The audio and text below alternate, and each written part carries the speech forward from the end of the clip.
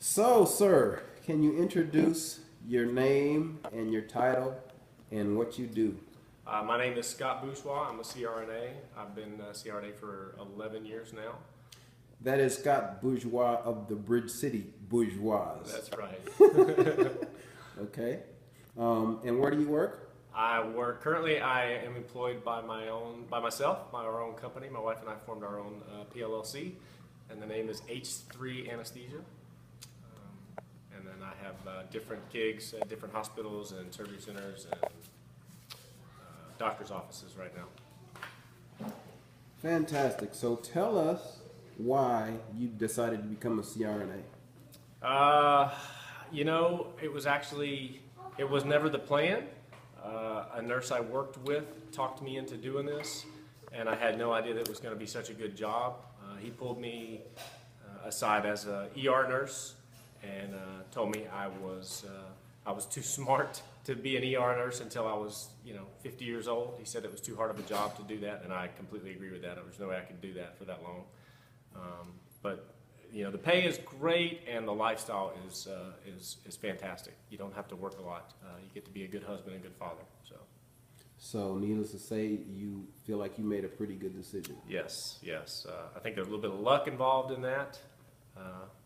Good, I don't know how you feel about luck, but I believe in it.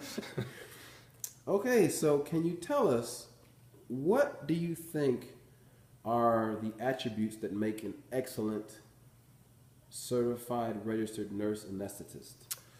Okay, first and foremost is, my attributes. Is that what you're talking about, or a good CRNA, basically? What makes an excellent CRNA? Yeah. Got to be cool under pressure. You have to be organized. You have to be able to multitask, and you got to have the personality to get through the school, which is pretty tough, as far as all the amount of information they send you. But those are probably the top three. Okay. And can you give us some examples of attributes, like maybe from your colleagues that you see, that make them super duper excellent CRNAs? You have to be able to work well with others. Be able to work with surgeons. A lot of those guys are like working with kids. So you have to be able to get along with different type of personalities and be able to bond with your patient very quickly. We're only in their mind for a few minutes, so you got to be able to bond with people pretty well, pretty quick. And organization is a huge thing. To me, I think it's a big deal because we're given lots of medications in a short amount of time. And some of my colleagues, I go in to give them breaks, and their workstation looks like a tornado came through. Mine does not look like that. Yeah, I can vouch for Scott. He is super duper. He's a neat guy. Yeah. So, okay. So, in terms of, do you have any special stories about being a CRNA that might motivate someone to become one, or something where you had a moment of clarity, wow, this is a fantastic job? Couple, yeah, I got a couple stories. Let me see. One of the stories, I routinely bring high school students with me that are thinking about going to be a nurse, and there's a couple of surgeons that have told the high school students that if they could go back to school, they would go back to school to be a CRNA. So that's a pretty good notch on our belt as far as how good our job is.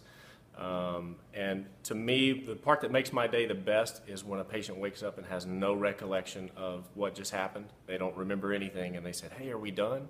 And that's just that's kind of the bread and butter for us. That's what we live for. It's a great feeling to wake them up and know that you kept them safe and did your job well.